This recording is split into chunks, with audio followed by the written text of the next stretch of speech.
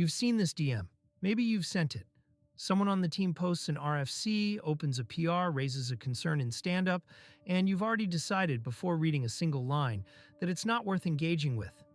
You've flipped the bozo bit on them. The term comes from Apple in the 80s. Engineers used it to describe the moment you mentally write someone off as not worth listening to. The bit flips once. It rarely flips back. And here's the trap. This isn't a junior engineer mistake. Staff engineers and EMs do this more, not less, because pattern matching is literally the skill that got them promoted. I want to show you 3 things in the next 3 minutes. Where the bit gets flipped, why it's a career limiter for the person flipping it, not just the person it's flipped on, and the one calibration question that resets it. First, where it flips. It's almost never one event. It's a compound. Someone ships a regression. Then they push back on a code review you thought was obviously correct. Then they ramble in a design meeting. 3 data points and your brain, efficient, lazy, promotion optimized, files them under low signal, route around. The mechanism here is real. Daniel Kahneman would call it substitution. You stop evaluating, is this argument correct? And start evaluating, do I respect the person making it? Once the second question is answered, the first one never gets asked again. Second, why this is your problem, not theirs.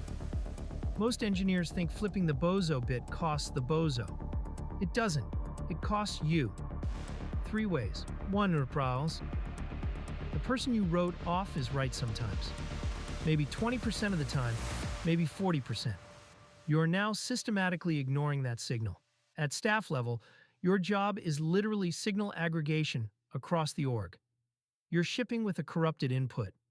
2, your team watches who you take seriously. The moment you visibly dismiss someone in a meeting, you've taught every junior in the room that this person's ideas don't count. You've made it a team-wide bozo bit, and you didn't get consent from the team to do that.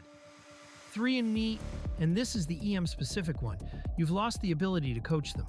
You can't give useful feedback to someone you've stopped listening to.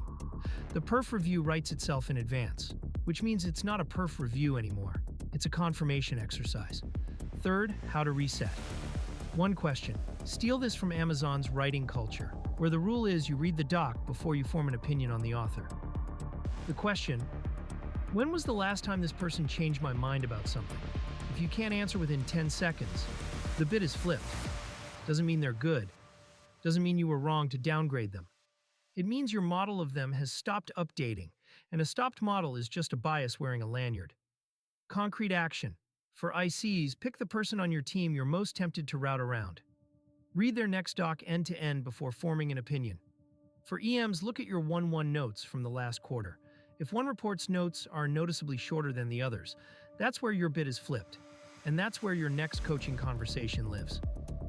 The senior engineer trap isn't being wrong about people, it's being right about them once and never rechecking. The bit is cheap to flip, it's expensive to leave flipped. If you want the 1-1 doc template I use to force model updating on every report once a quarter, it's linked below.